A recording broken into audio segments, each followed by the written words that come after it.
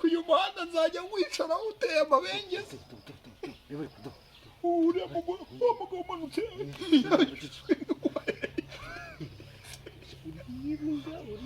uyu mukobwa ateye amabengeza n'umugabo mumanuka inyuma yayo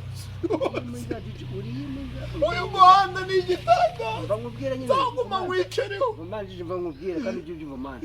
ubu kugira wumvise ni ukuntu ubona umuntu w'umupapa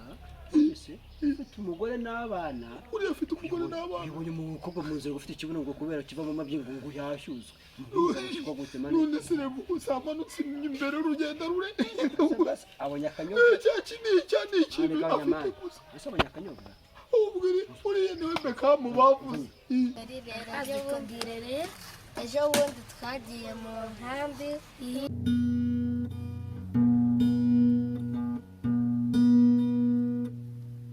abonye akanyobwa uya ngo abonye uburyo ki ngo agenda yanyonganyonga ngo nk'imashini inyonganyonga avuga ngo kirazira gusinda amagambo ngo nkwe uko gaca noneho ni ibiki imfukati ni ibiki ejo baramukoze baje guhinga babaza ngo ibi bintu muze ngo byitwa imfukati ni ibiki ibyo kumbaza ibyo by'imfukati njyewe urabona njye mu mujyi wagiye guhinga njyewe mu kanya araza kumbwira ngo nose ngo gashya ngo inyundo ngo ni iki ngo icura abantu ibyo ni ibiki inyundo ngo icura abantu ngo ni inyundo icura abantu ni ibiki inyundo icyo kinyundo sinzasangire nacyo kugira ngo kincure ngiye nakireka ibiryo nkunda ahubwo gaca watetse tukarya ahubwo wajya dore gutora papa yetu dore urabizi ko we nyimva nyine wagenda ucana imbabura sibyo akabenzi nakazanye ni fresh wumvise azanye ikiro cyose ikiro cy'akabenzi n'inka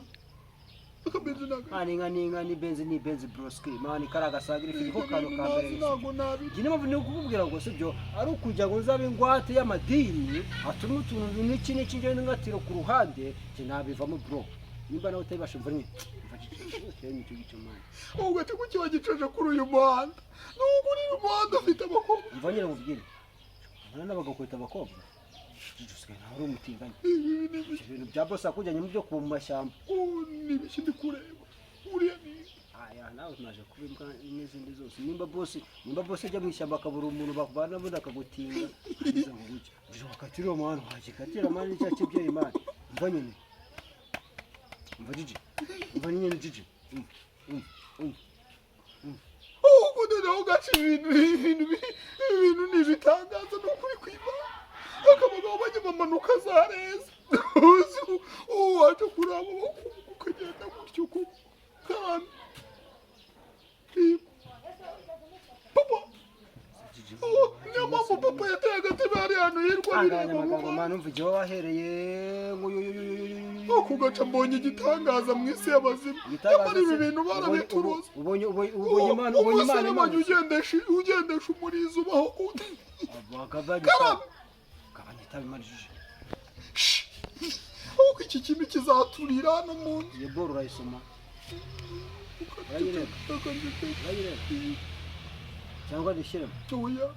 gaceceka amagambo yagabanye ucunganwa n'amagambo yawe sibyo nimba ikibyeyi kiriya kibyeyi twakoreraga n'iki n'iki ku ruhande sibyo cyaragutwaye ngo guki kukibera ikivera urabyumva uri kubyumva ibyo byanyu by'ubuvera ujye ubigumana rero na kabiri gutera ujye uzigumanira sibyo ibyo bintu byawe uzuye ngiye kubinzanamo kuko mana ugize umwanirize mbwira ati mana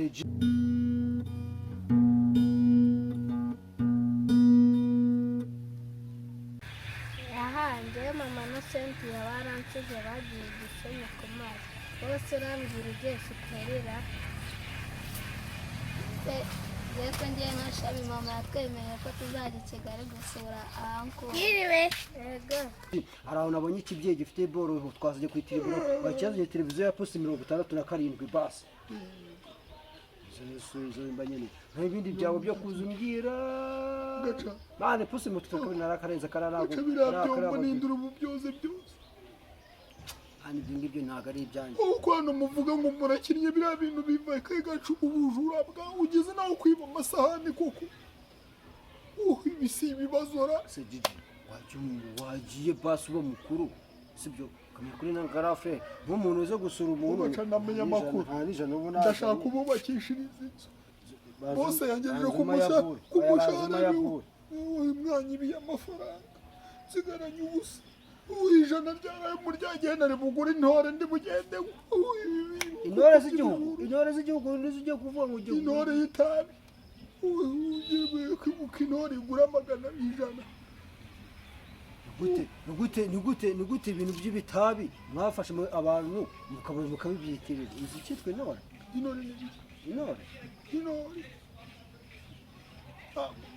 ntabwo ujya ubikayadira ibyo bavuga ngo intore muramenye si tuyeho ese ni ibyo bashaka kuvuga ni ibiki uko gaca akantu nsigaranye gatoya akanzane kagakoresho kanjye nkawe iyo umuntu amaze kuba imbwa aba rubebe koko ubu ngubu bose araguhinduye agukuye ku bintu bizima ahasanga aza kushyira no ku gikamba ibintu biri kubakubwira umuntu aba yemereye nabi ugeze ku rwego rw'ibyo bisa nk'irifa igikamba aka kantu kararyoshye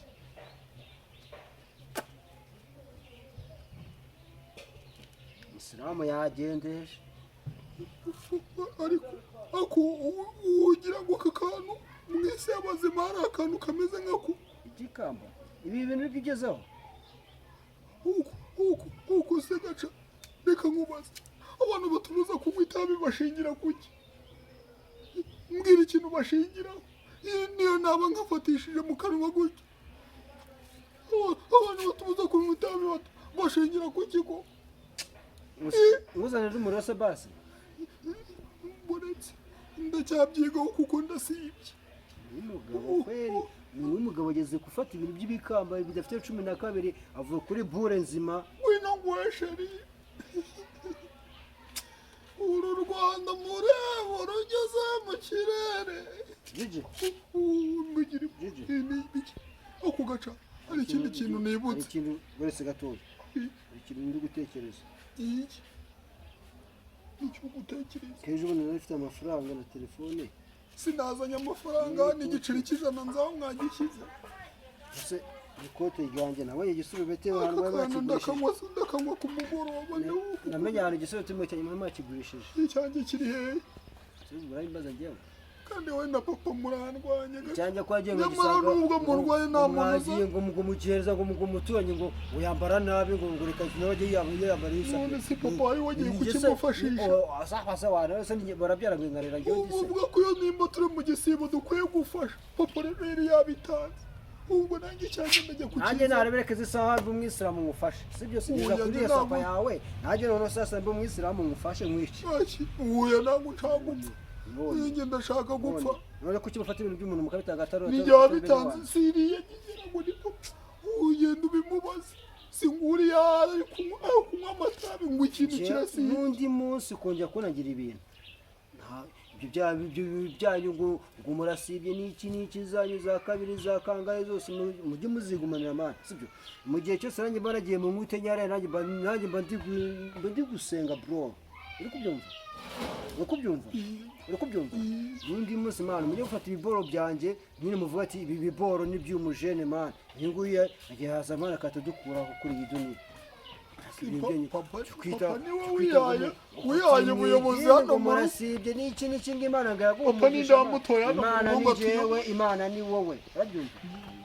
abandi bose ni abashitani yangegera gusa urabyumva ujye ubyumva uko nguko imana ni njye imana ni wowe abandi bose ni abashitani rero Papa ni ndamutoya umuyobozi hano muri za kabiri zawe rero zo kumbwira we na so ngo umfashe gaca Papa twongeye tumufatira umwanzuro tumudubike muri kiriya kintu. Barafashe nkaheba mane nkabatereka nkangiza kano gaboro. None ikota ryanjye nindi bura ndabica.